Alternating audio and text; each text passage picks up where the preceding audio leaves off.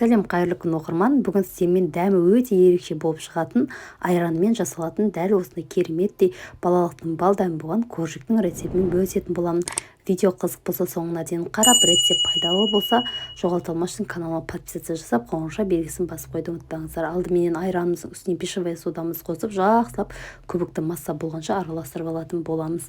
Керекті ингредиенттердің бәрін осы видеоның төменгі жағында описание бөліміне жазып қалдыратын боламын. Сол жерден көріп жасап көрсеңіздер болады. Дәл осындай көбікті масса болған екен үстіне шекерімізді салып, оны да жақсылап венчикпен араластырып алатын боламыз. Шекеріміз ерігенше араластыратын боламыз. Оның үстінен сұйық майымызды құятын боламыз. Сұйық майымызды құйып, оны да тағы әрмен қарай венчикпен араластырып, үстінен електен өткізген ұнымызды аз-аздан сала отырып, венчикпен біркелкі масса болғанша араластыратын боламыз. Біраз уақыт венчикпен араластырғаннан кейін, сосын қолдың көмегімен жұмсақ қамыр етіп еритін боламыз. Достар, каналыма кіріп көрсеңіздер болады. Каналымда 300-ден астам рецепт көп. Соларға қарап, айранмен, сүтпен жасалатын, айран, сүтті, сұйық майды қажет етпейтін түрлі пісіріктердің рецепттері бар. Енді біз ванилин мен разъедіктеріміз қосып, ұнымыздың қалған бөлігін салып, қолдың көмегімен жұмсақ қамыр елеп алатын боламыз.